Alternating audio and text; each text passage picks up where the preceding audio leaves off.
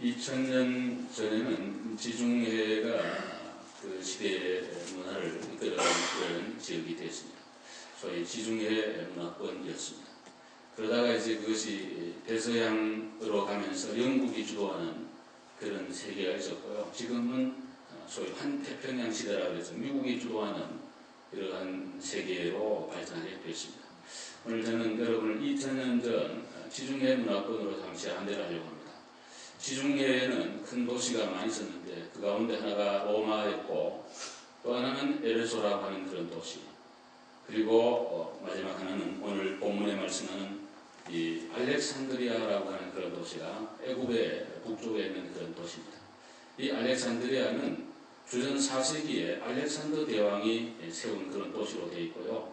이 도시는 학문의 도시였습니다. 그래서 도서관이 많고 학교가 많은 그런 도시였고, 또 천문학이 발달해가지고 한 6세기 정도, 주전 3세기, 중국 3세기 한 600년 정도를 그 시대에 천문학을 주도하는 그런 도시였고, 또 세계에 7대 불가사의가 있다 그러는데 그 중에 하나가 알렉산드리아 등대로 되어 있습니다. 그러니까 학문과 그리고 세상적인 이런 과학 발달과 모든 것이 있었던 그런 지역이 알렉산드리아인데, 거기에서 아볼로라고 하는 이런 걸출한 인물이 하나 배출되었다고 얘기를 하고 있습니다. 사람은 여러분이나 저나 다 이렇게 환경의 지배를 받는 그런 사람들인데, 우리가 자라난 지역 또 내가 사는 지역이 어떤가에 따라서 그 지배를 받게 되어 있습니다. 군인이 많은 지역은 군인이 많이 나오고요. 또 사업하는 분들이 많은 그런 가문이나 이런 지역에서는 사업가가 나오고, 목회자가 많은 집은 또 목회자가 많이 나오고 이렇게 되어 있는데요. 이 아볼로라는 사람은 디오스포라예요. 유대인인데 애굽의 북쪽에 있는 애굽에 있는 카이로 옆에 있는 이 알렉산드리아에서 태어나가지고 학문의 영향을 받으면서 공부를 많이 한 그런 분이에요. 디도서 3장 13절에 보시면 율법 선생이라, 얼마나 성경을 많이 율법 선생이라 정통한 그런 분이었다고 얘기를 하고 있습니다. 우리가 성경에 보면은 사도행전에 사도 바울이 그 로마로 가면서 배를 타고 가는데 그 탔던 배 이름이 알렉산드리아고예요. 파손이 돼가지고 이렇게 깨지고 섬 메디테에 갔다가 3개월 뒤에 다시 배를 타고 가는데 그 배 이름도 알렉산드리아였어요.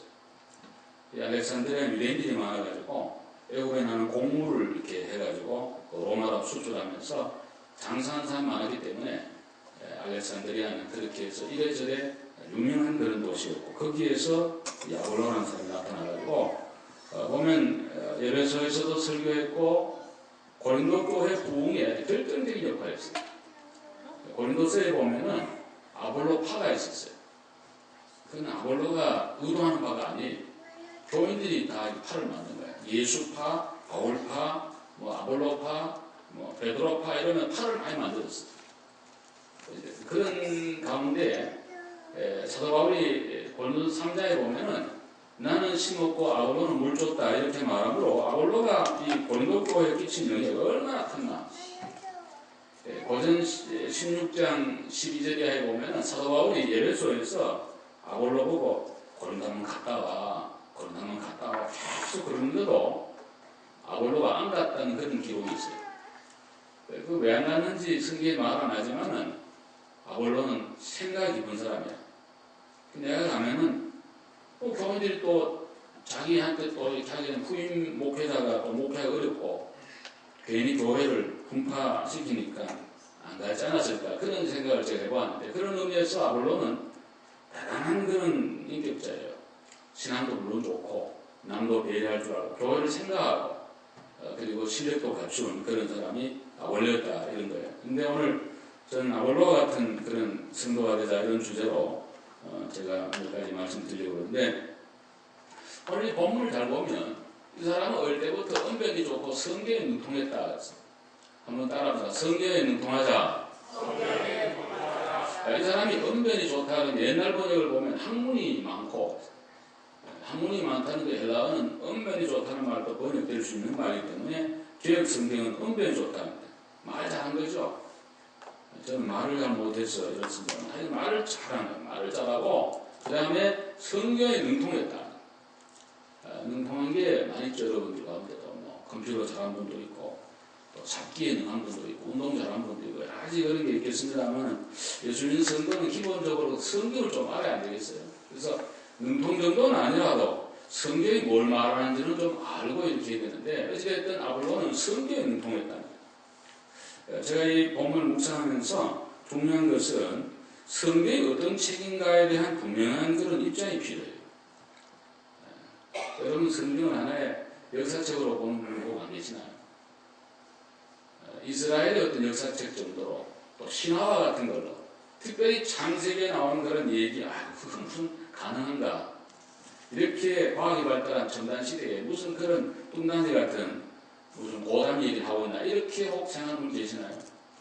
아니면 많은 어떤 성인들의 금은집처럼 명심보감 정도로 그렇게 기부하는 분이 혹 없는지 모르겠어요. 근데 예수님 성경은 성경이 66권이 절대적 하나님의 말씀이라는 대전제가 분명해야 돼요. 여러분과 제가 갖고 있는 성경 하나님 말씀을 하나님의 말씀으로 믿으시기를 바랍니다. 그것이 신화의 첫 출발이에요. 우리 수요일에 지금 김영현 교수의 그 강의 듣고 있는데 그분이 목사님 아들이라고 그러는데 자기 소개 제가 옛날에 광고할 때 그런 말 했죠. 근데 과학을 하는 사람이랑 과학은 있잖아요. 이론이 있고 증명이 되어 있어요. 의사 선생님들, 과학하는 분들 이런 분들 딱 어떤 이론이 나오면 증명이 됩니다. 실험을 통해서. 성경의 천지 창조를 얘기하면은 뭐 증명이 되잖아요. 처음에 자기가 잘 안 믿었대, 목사가. 근데 공부를 하다가 나중에 은혜를 받고 깊이 연구를 해보고 이렇게 하다 보니까는 성경이 스스로도 하나님 말씀으로 자증하고 있지만은 스스로 증명하고 있지만은 더 중요한 것은 많은 과학이 발달을 할수록 성경이 특별히 더욱더 하나님의 말씀이라는 것을 모든 논증을 통해 증명을 통해서 잘 깨닫고 또 그거를 하면서 이 사람이 얼마나 꿈이 큰지 제주도 같은 거 하나 사가지고 말이죠. 완전히 그래가지고 거기다가 창세기 요한계시록까지 모든 전시관 같은 걸 만들어가지고 자기의 꿈은 전국에 있는 모든 학생들 앞에서 이런 강의하는 게 꿈이라고 해요. 얼마나 믿음이 분명하고 확실한지. 그분이 지난 수요일날 계속해서 하신 말씀이 창세기 1장 1절 이하 모든 말씀 1.1핵도 틀림없이 다 하나님의 말씀이라고 여러 가지 과학적 증명을 되는 걸 제가 보았는데 성경이 과학적으로 증명된다고 하나님의 말씀이다. 이건 아니에요. 우리는 하나님의 66권 말씀이 하나님의 말씀인 줄로 믿습니다. 이게 대전제예요. 근데 또 중요한 것은 성경은 책이에요. 공부를 해야 된다. 책은 공부를 해야 된다. 어떤 신학교 우리 선배 중에 한 분이 옛날에 평양신을 다녔는데 공부는 하나도 안 하고 성경이 하나님의 말씀이고 성령으로 감동했기 때문에 성경은 모든 걸 안다 그랬으니까 기도만 했다 참 배가고 와가지고 시험 보려고 시험지를 받아보니까 까만 건 글자고 하얀 건 종이고 전혀 알 길이 없거든. 그래가지고 하나님이 다 아십니다. 이렇게 성령님이 다 아십니다. 하고 빵점이신 거예요. 성령님 아는 거 누가 몰라. 공부를 해야지. 성경은 책이니까 체계적으로 공부를 하셔야 된다. 우리가 생각할 때 조그마한 성경 그거야 뭐 하나치면이 다 되겠나. 우리 삼촌 막내 삼촌이 해양대학 나와가지고 그 대선장 오래 하다가 장신대에 늦게 입학을 했는데 한 분들은 시더라고. 내가 조카지만 목사는 대선배거든. 나보고 그러더라. 성경을 조금 배우려고 자기 형님도 목사고 다 그런데도 불구하고 우습게 생각한 거예요. 가가지고 조금 하면 안 되겠나 싶었대. 이야 이거 뭐 선장에 몸 필요 있고 뭐 그런 거 뭐 필요 없어. 이제 기초부터 헬라 히브리부터 시작하니까 막 정신이 하나도 없어가지고 아유 정말 이거 무궁무진하다고 너무 자기가 우습게 봤다고 이러면서 손님을 제가 봤는데 성경은 책이기 때문에 반드시 공부를 하셔야 된다. 그래서 열심히 배우고 익히고 암기하고 체계적으로 배워야 된다. 그러지 않으면 아주 잘못될 확률이 높습니다. 지금요 이 한국교회에 얼마나 이단이 많은지요. 신천지 같은 데 한번 들어가면 여러분들이 만약에 빠지면요 완전히 집안 망칩니다. 가정도 물론 파괴되고 뭐 직장 뭐 사업도 다 나가고요. 내가 볼 때는 통일교 이런 거 더 무서운 것 같아요. 교회 침투해 와가지고 교회도 완전히 그냥 뿌리채 옮겨버린다는 거죠. 뉴욕에 지금 좀 큰 교회들, 좀 시끄러운 교회는 다 신천지가 있습니다. LA도 물론이고요. 그 언론도 장악을 하면서, 여러분 제가 지난번 제주대학 때 얘기했지만 일방적인 얘기예요, 전부 다. 그러니까 한쪽은 안 하니까 그거 보는 사람들은 전부 이런가 그러는데, 참 정말 저는 좀 아는 사람 보면요, 이건 완전 원사이드예요. 얼마나 억울하게 하는지 몰라요, 좀. 그러니까 그게 전부 뒤에 연결되어 있어요. 최근에 우리 교단에 그 인터콥에 대해서 결정한 게 있는데, 작년 초에 때요. 인터콥은 이단성이 있으니까 교회하지 말아야 돼. 그 인터콥 최바울이라는 선교사가 선교회를 만들고 또 학교도 만들고 이렇게 굉장히 큰 재단이 됐었죠. 그래가지고는 종래에 우리 신학부에서 PhD한 목사님들이 많이 있으니까 그분들이 커미티가 되고 1년간 연구를 해가지고 작년에 보고를 했는데 우리 총회 채택을 했습니다. 그건 뭐냐면 인터콥은 베레아 귀신론도 있고 신사도 운동 문제도 있고 하니까 접근하지 마라 이렇게 결정을 했거든요. 얼마 전에 우리 중부에 있는 어떤 교인이 하나 전화 와서 계속 전화 오기 때문에 안 받다가 녹음도 남겨서 폴더를 했어요. 했더니 목사님이 여쭤볼 게 있습니다. 그래서 말씀하시라고.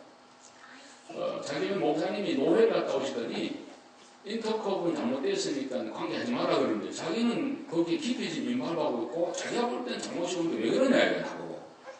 그래서 제가 교단을 책임지고 있는 사람을 삼아냈습니다. 우리 총회 결정이 있기 때문에 이런 문제를 했으니까 우리 KBC에 있는 한 그렇게 하십시오. 이번에 아주 스마트한 여자분이야. 교수 하시는지 막 그런 것 같은데 우리 목사님 알겠습니다. 교단이 그렇게 했으면 잘 순종했습니다. 그리고 목사님이 복종하고 잘 따라하겠습니다. 그렇게 전화를 끊었는데요. 우리가 성경을 잘 이렇게 배워야 돼. 배워야 되는데 특별히 어릴 때부터 해야 돼. 이거 오늘 성경 보시면 어렸을 때부터 일찍이 주의 도를 배웠다든지 일찍부터 어릴 때부터 하나님의 말씀을 가르쳐놔야 돼. 특별히 미국은 지금 성경 교육이 없어졌잖아. 제일 안타까운 일은 그거예요. 아니 성경 교육을 안 하고 도덕 교육도 없고 윤리도 없잖아요. 그렇죠?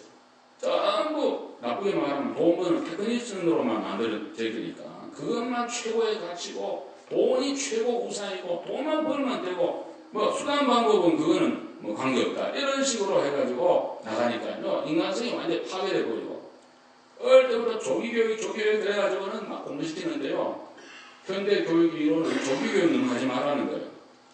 내도 말빨도 안 되는 어릴 때부터 자꾸 해가지고 컴퓨터 앞에서 공부만 하니까 인간관계 안 하고 인성교육 없고 그냥 공부 해가지고 공부해서 뭘 하겠다는 거죠. 그래서 나중에 뭐 어떻게 한다는 거예요. 그래서 뭐 나와서 사람들 어울리지도 않고요.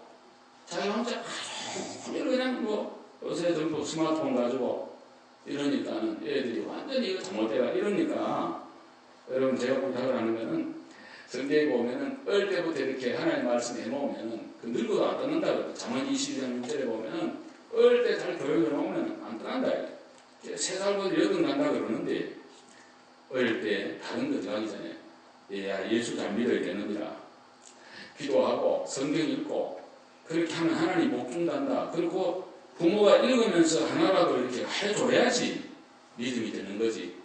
교회만 애들 그냥 왔다 이렇게 하면 될 줄 알지만 그건 1%도 안 되고 집에 있는 시간이 훨씬 많잖아요. 부모 책임이에요. 여러분에게 제가 부탁하는 거는 좀 성경을 여러분 읽으시기를 바랍니다. 오늘 설교 듣고 가가지고 성경 읽을 마음이 생기면 오늘 내가 설교 잘한 거예요. 그냥 뭐 듣고 지나버리면 안 돼요. 한번 아멘 합시다. 아멘. 좀 성경을 좀 읽어봐요. 좀 알아야 돼요.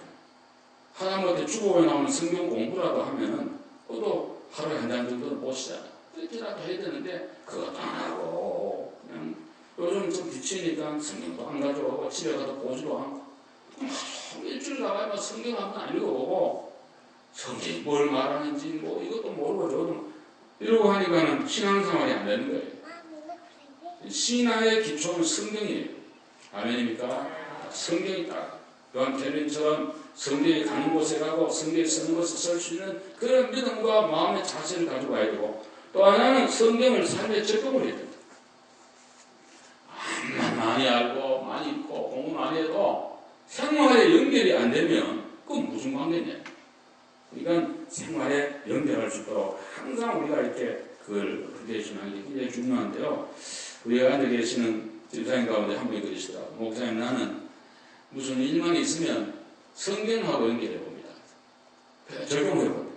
아, 정말 너무너무 내가 고맙더라. 아, 그럼 이분은 정말 이게 된다. 오늘 이 아볼로는 어릴 때부터 성경을 알고 성경이 능통한 그런 사람입니다. 저보고 하는 얘기인데요.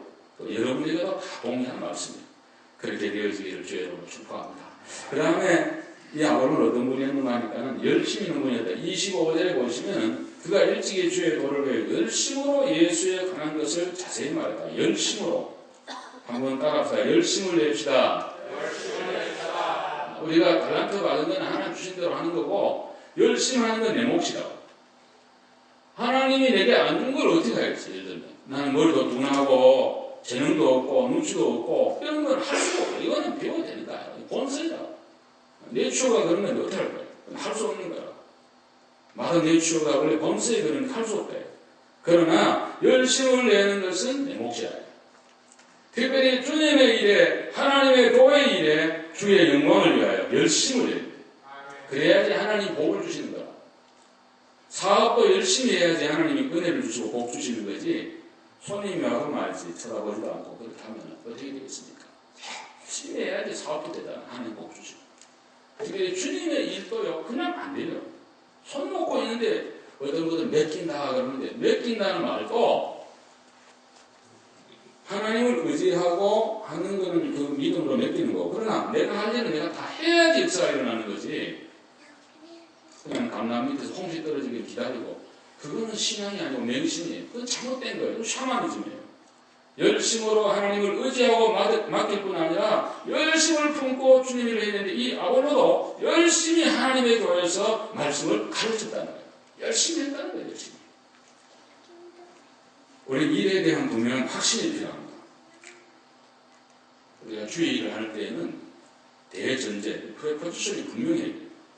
전제가 분명해야 됩니다. 설교도 논리할 때는 어떤 논리 전개에, 기성 전개에 전제가 분명해야 됩니다. 그래야 그 다음 얘기가 되는 것처럼 교회 일에도 전제가 분명하다. 그건 뭐냐면 딱 한 가지예요. 하나님의 영광이에요.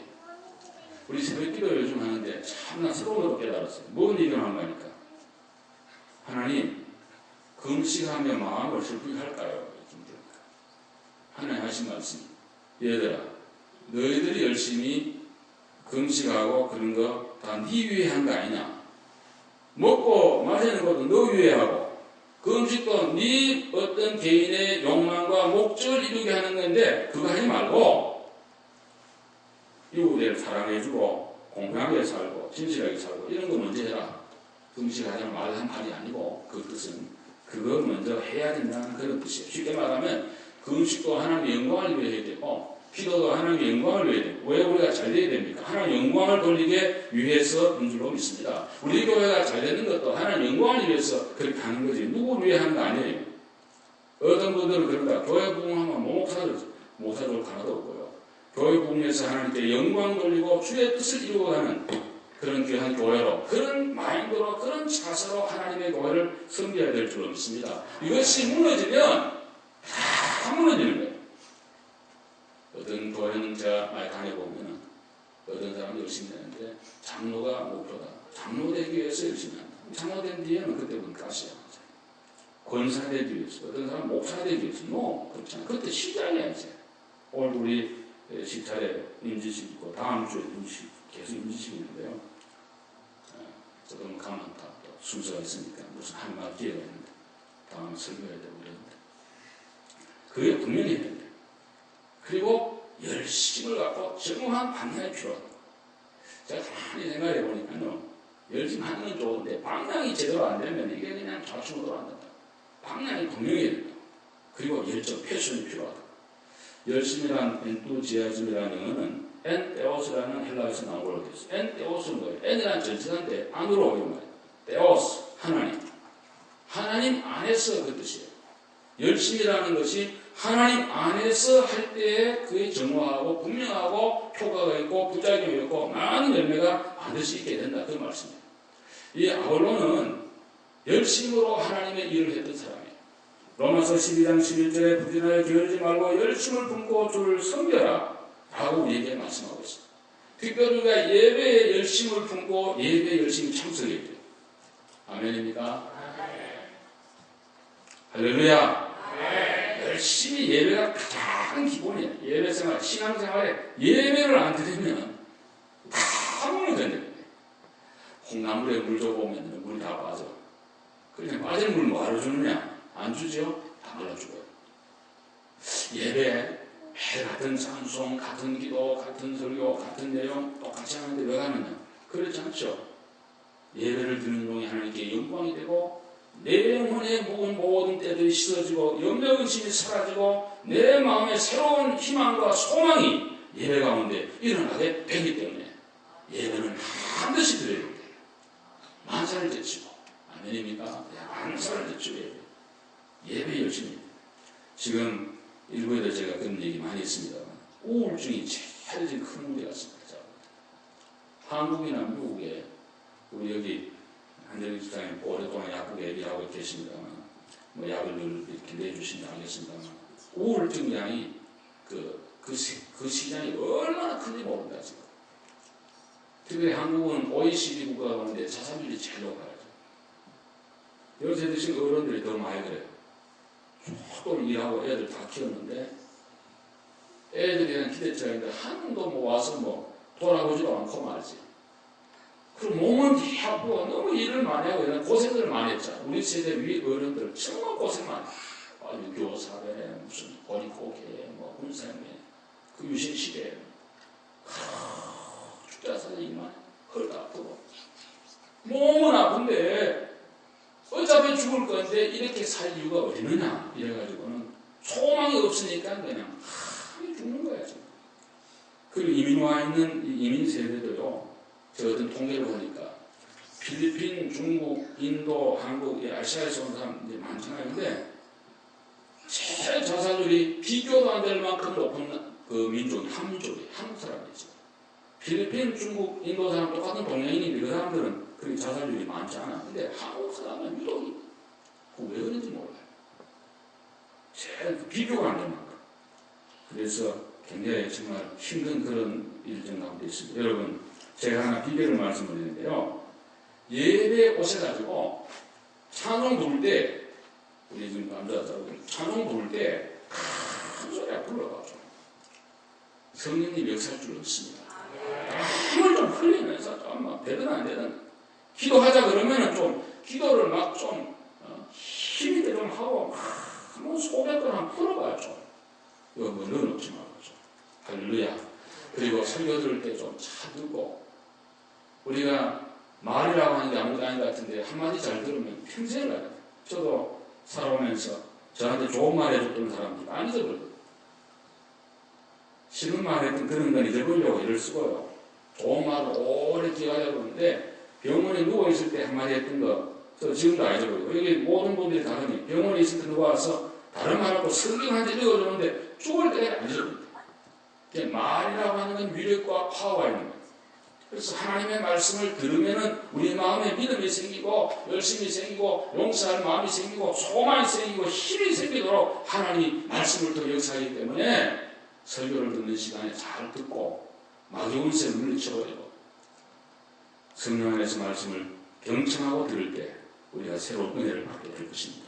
제가 어떤 글을 보다 보니까 안답 어미 신드롬이 있다 그러는데 이민은 한국 분들이 특별히 안답 어미 신드롬이 있다 그러는데 그건 무슨 소린가 그랬더니만 안은 안타깝고 답은 답답하고 그리고 은은 어쩔 줄 모르고 또 미는 미칠 것 같다.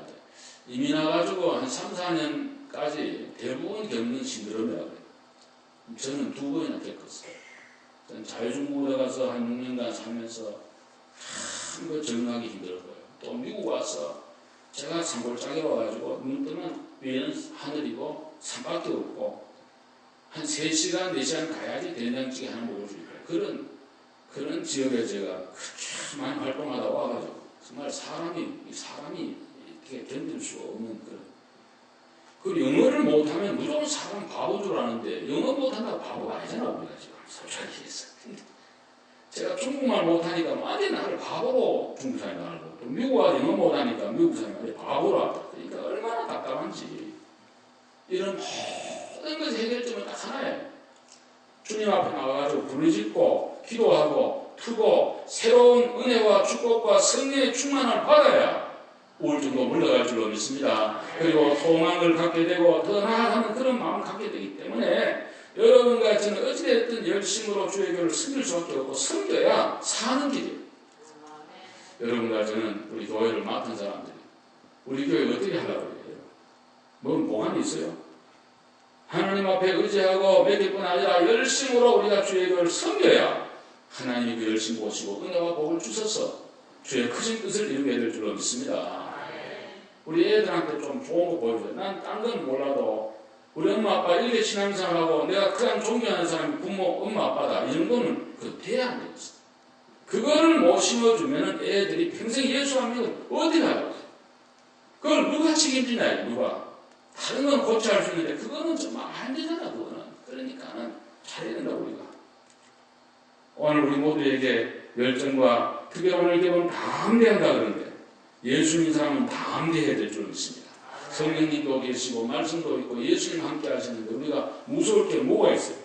역대하 32장에 아수르 사내비 쳐들어왔을 때 히스기야가 경대 지휘관들을 모아놓고 했던 말이 있습니다. 역대하 32장 7절 8절 너희는 마음을 강하게 하며 담대하고 아수르 왕과 그를 따른 오무리로 말미암아 두려워하지 말며 놀라지 말라.